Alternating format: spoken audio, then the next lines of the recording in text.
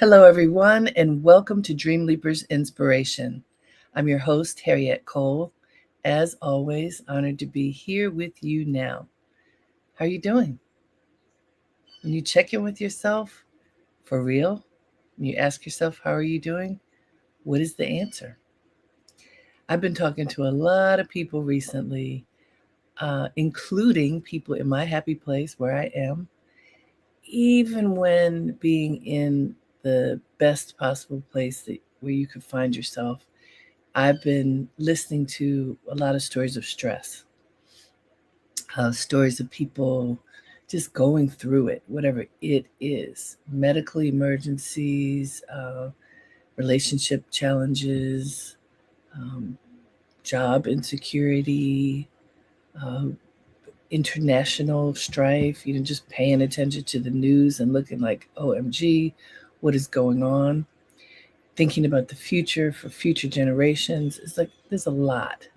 Our world has a lot going on right now. And if you are paying attention, I'm sure there's something that may potentially make you feel a little bit unsettled. That's normal.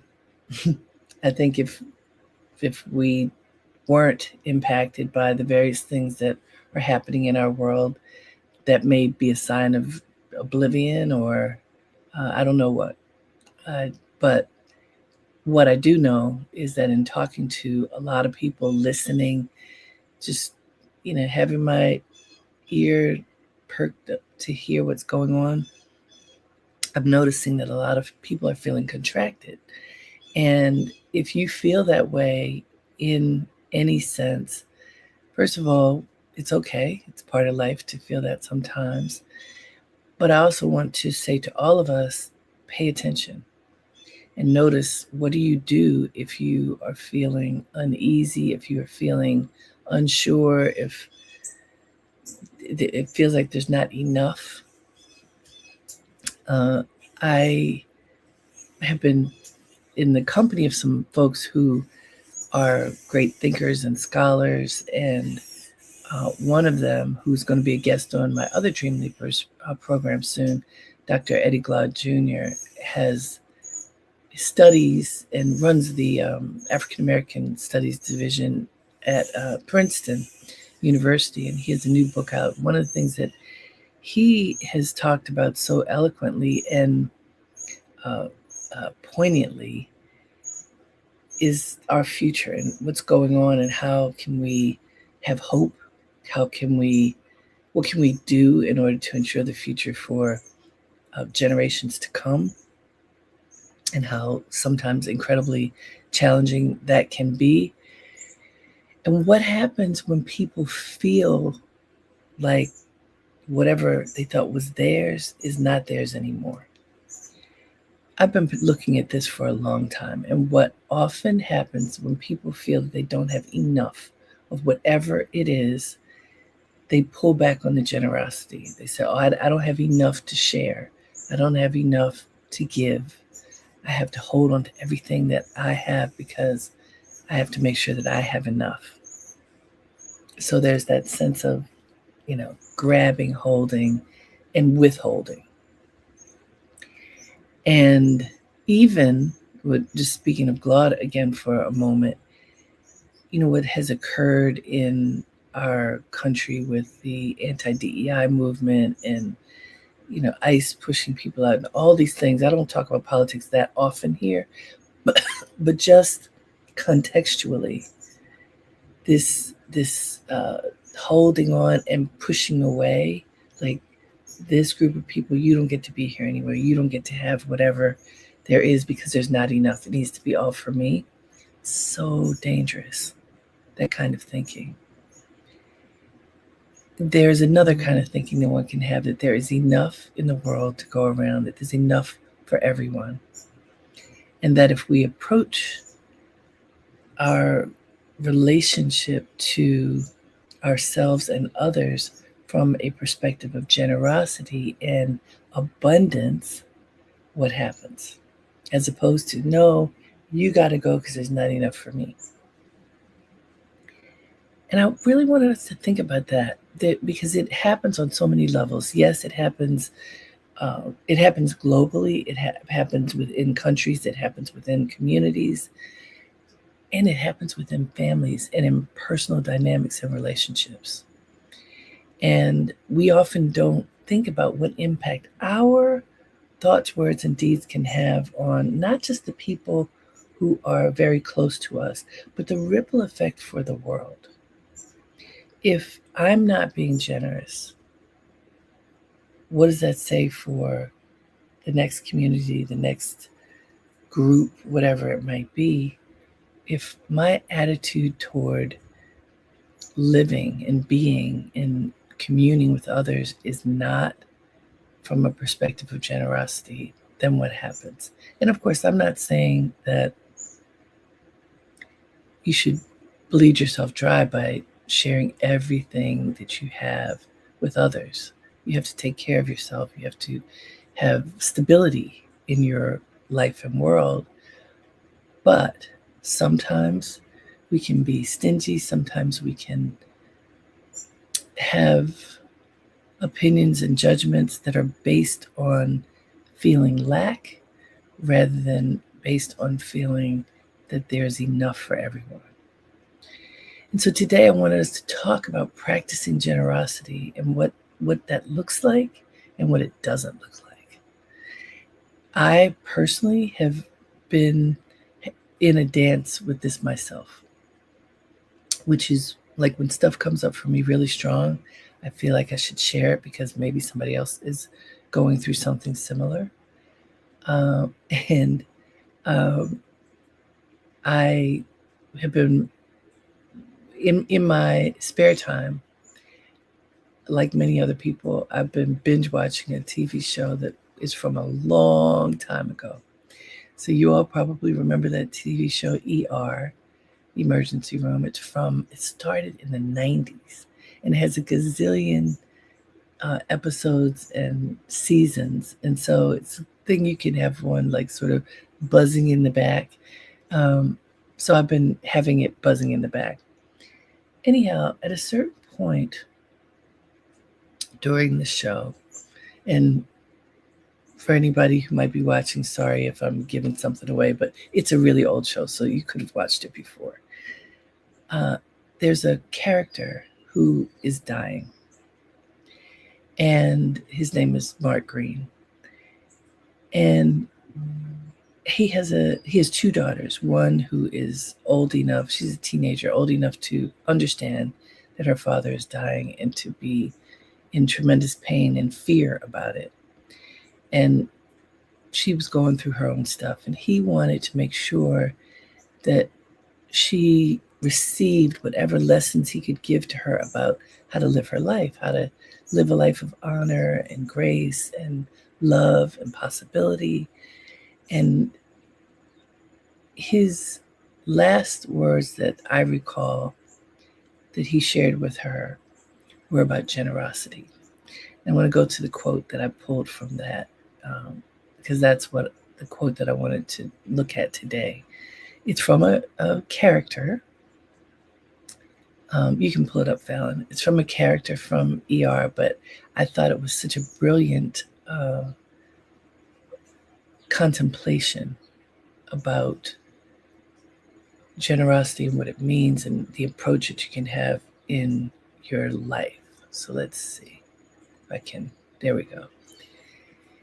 He said, be generous with your time, your love, and your resources.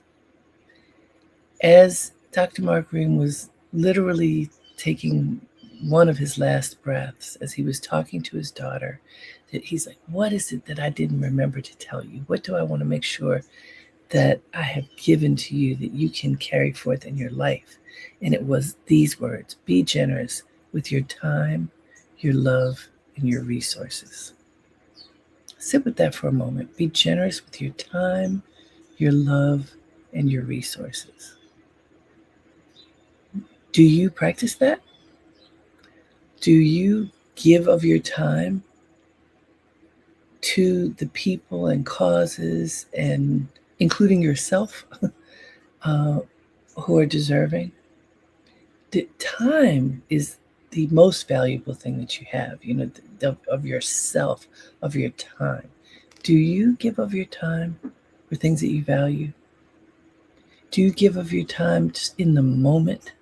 I've talked about this often. We could be walking down the street and someone is in need. Do you give of your time? I'll give you a story about that. I was in Manhattan a week ago, and I had to deliver something in Midtown. And Midtown is very, very busy. And where I have been, where I am now, is not very busy. It's quieter and very small. So I took the subway, I delivered my package, and it was time for me to go back on the subway. And as I was walking on 6th Avenue, which is very busy, and around 48th Street. So for those who know the area, it's really busy at about 1 o'clock in the afternoon, 1:30 on a weekday. And there was some stanchions piled up for whatever parade might be happening or might have already happened. And I see a woman, it's at a corner, I see a woman kind of rounding the corner to cross the street. And as she rounds the corner, I'm to her right. Her foot gets caught in a stanchion. And immediately she topples over.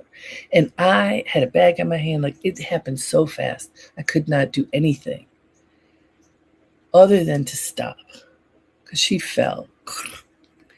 And I stopped. I said, I didn't say anything at first, but then I said, are you okay? Because you don't touch people without them knowing that you are going to try to touch them. So I said, let me help you up. She said, just a minute. But then, of course, what everybody says generally, I'm fine. And, like, go ahead, you can keep moving. I stayed there because there were lots of people walking. She was sort of on her side and not yet balanced again. And then two other women came. They were crossing. They stood right in front of her and stopped. Can we help you? Are you okay? And the woman was like, oh, no, I'm fine. And I remembered, I think it was about 2 years ago, I fell in the street. I tripped and fell. And somebody walked by and said, oh, are you okay? Can I help you? And I said, no, I'm fine, because I didn't want anybody bothering me. I didn't want anybody around me. That's a weird knee jerk that some people have anyhow. And I remember the woman left, and I ended up really needing help. I couldn't get up. It took so much for me to get up. I had torn my hamstring. I didn't know that at the time. But it took forever to get up because I had sent away the help that instantly was there to support me. And so I said to this woman, I'm going to just stand here. There are a lot of people around. I'll just stand behind you so nobody bumps into you. And if you need anything, I'm here. Ultimately, these three women, myself and two others, we helped this woman. She had cut her arm and her leg. It was really hot outside, so I had a washcloth that I was going to use to pat my face if I was sweating. And I pulled it out. It's a white washcloth. And she was bleeding. I said, here, you can have this. And she looked at it white. No, no, no, no, no. And I said, you may have it. And I said, put it on your elbow, because her elbow was bleeding, gashed a little bit. Nothing bad, but a little bit. It was bleeding. Then she kind of was beginning to stand herself up. I was helping her a bit. And these other two women, she's bleeding. They said, oh, well, I have alcohol. I have Band-Aids. Anyhow, together, in what was less than 5 minutes, we put alcohol and ointment and Band-Aids on her. And turns out she was a tourist from Florida. She was just going to the airport a little bit later that day. And she was so grateful that we had stopped to help her. None of us knew each other. It was a person in need. That 5 minutes meant everything to this woman and to each other, because we saw a need and paused.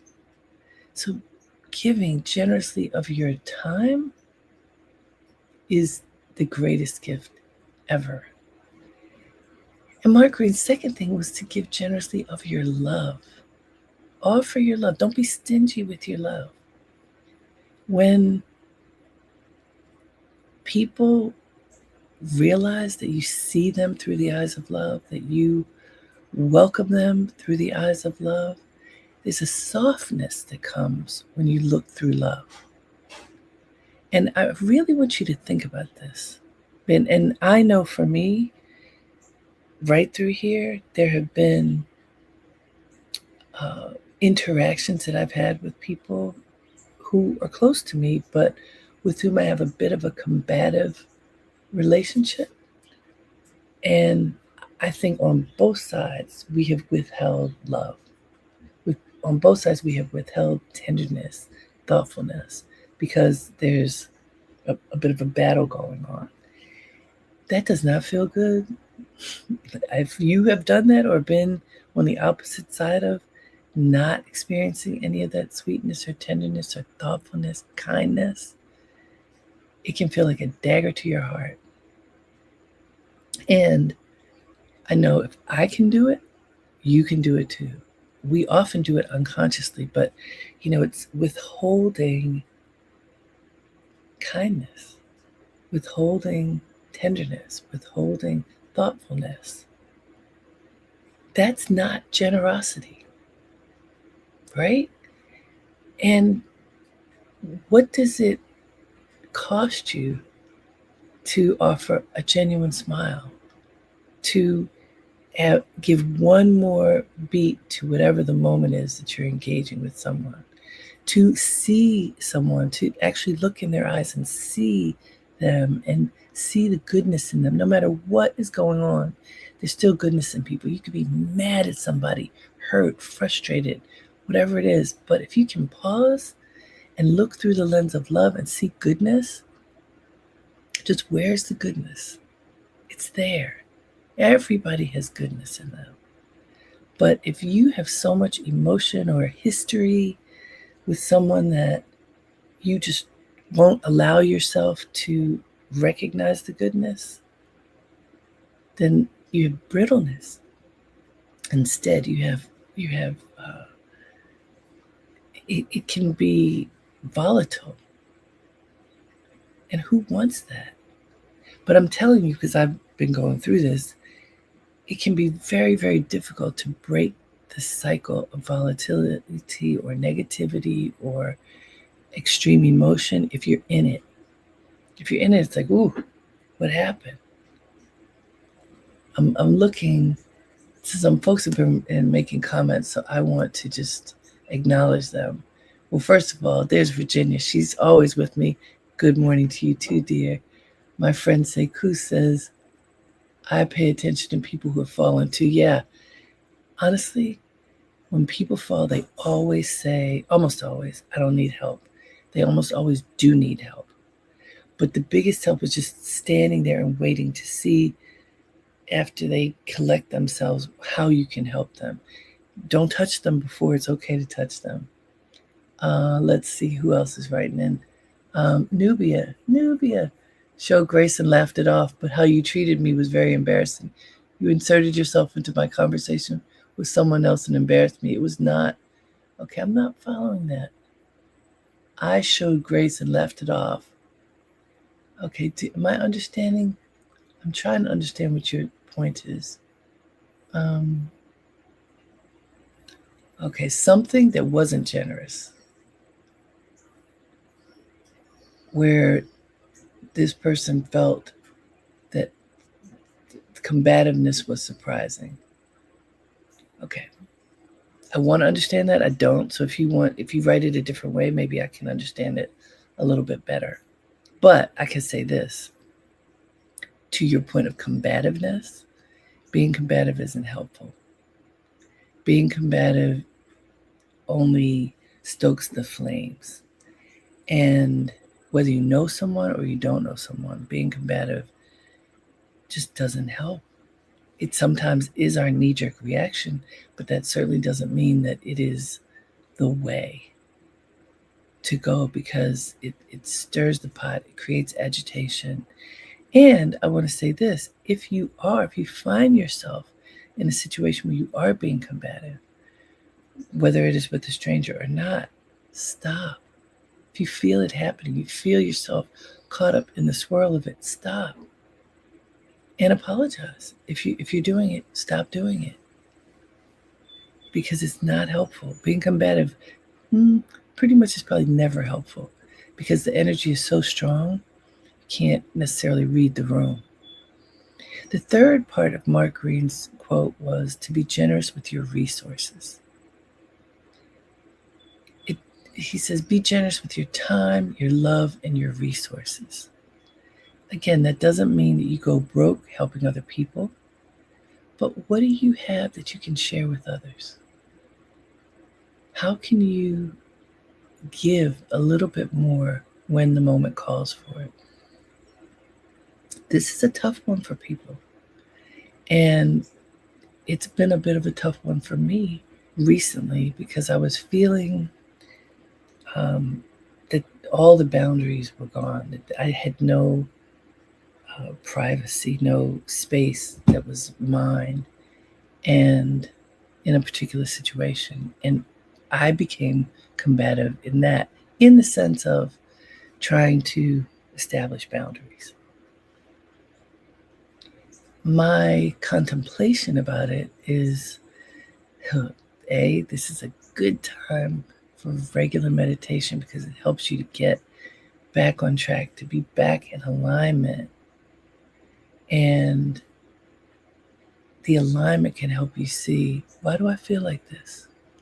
Why am I feeling reactionary? What do I need to have happen in my world so that I feel safe, at peace, calm, and generous? Because I feel when the generosity goes away, it means that something's off balance. And I have found myself in a couple of situations where I'm not proud of my interactions, because I felt that I needed to put up walls and push back. Sometimes you may need to do that, but I'm thinking there's another way. And the way that I have learned is to pause. Pause, recollect yourself, try to sit with whatever's happening, and get a sense of how to move forward rather than react. Because being reactionary often creates misplaced emotions, misguided behavior, and can cause a ripple effect that is not healthy. And if it's happened to me, there's a good chance it could happen to you, which is why I wanted to share it. I wanted to share that, hey, we're all human. Sometimes we are not in alignment with how we want to live, how we want to treat other people. When we feel that there is not enough, that is the time that we are most vulnerable. When we feel that there's not enough, and there's still the need to give more, then what? And on the other side of that, because I've been in the company of a lot of people recently, I saw a woman whom I know who has devoted her life to taking care of our children. She runs a children's center and has figured out and continues to figure out every possible program she can to support the children. And one of the things you could see in her face and hear in her voice is fatigue. She's tired. It takes a lot of effort to that constant, the fountain is constantly giving, giving, giving, giving.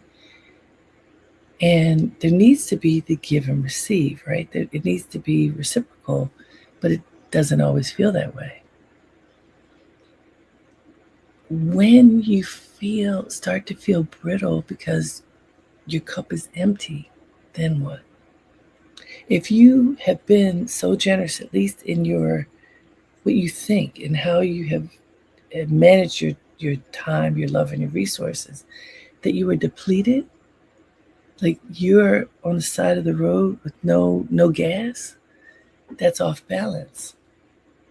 So the other part of this contemplation about generosity, to practice generosity means you have to practice it with yourself too, with yourself first. How do you practice it? What do you do so that you are offering yourself time? Do you give yourself time first? I talked to a couple of friends recently, one who's 77 and physically fit. Why? She does Pilates every single day. If she can't get it in at one time, she gets it in at another time. Another friend who is 60, I believe, who used to be a ballerina, has a rock solid body. She said before she gets out of her bed, she's doing some kind of physical exercise. Many people from my meditation community, meditating before the day begins. So even if you also meditate at other times, but starting the day in drawn, starting the day guided. There's a man I recently met who wrote a book of prayers. His name is Eric Mansfield, a beautiful book of prayers. And he was telling me that, and he is also a minister, he starts his day every single day in prayer, every single day, to start with the blessing, to start with God's blessing, anointing your being with God's blessing consciously, so that as you move through your day, you're moving through with grace. This is not a little thing. This is a big thing that like when you take a bath and you anoint your body with oil so that your skin is moisturized. Anoint your being with God's grace. Be generous with yourself first. Be generous with your time and your love and your resources. Start your day engaging your spirit. Start your day asking God for blessings. Start your day anointing yourself with love. Then, when you open your eyes and look out, everything's a little sweeter. Then that stinginess that you may have had in offering love to others, probably you were stingy in offering it to yourself too. And I am suggesting to all of us that we should not be stingy with our love, especially with ourselves. Love yourself first. When you can do that, you offer yourself time to anoint yourself, love to see yourself with tenderness, using your resources to cover yourself with grace. And then look out and see what happens, right? Then look out. When you do that, your gaze is softer. going back to the image because it was from this TV show, but the acting was excellent. This dad who was dying is just pouring into his daughter. Practice generosity. This is going to be a blessing for you for your whole life. Practice generosity. And by the way, when you don't, if you find yourself, you're doing a self-evaluation. How have I done? How did I do today? Was I practicing generosity today? How might I be better? If you find that you've been off, that you've been stingy, that you've been unkind, that you've been thoughtless, that you haven't seen the goodness in somebody else, and your behavior showed that, apologize. I am so sorry. I know we're all doing our best, and our best is not always what each of us wants, but I'm sorry that I didn't see you. I'm sorry I didn't treat you better. I'm sorry I wasn't generous. Apologies are gifts, and so very often people don't want to apologize. It is a blessing to offer an honest apology when you have made a mistake.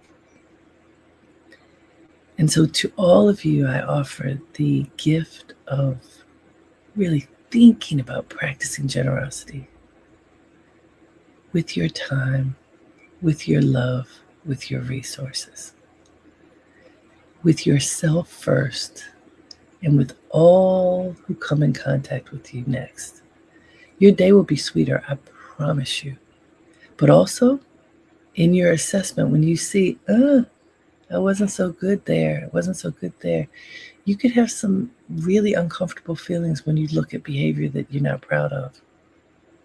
Address it. Don't just sweep it under the rug. What can you do to make amends? What can you do to be better?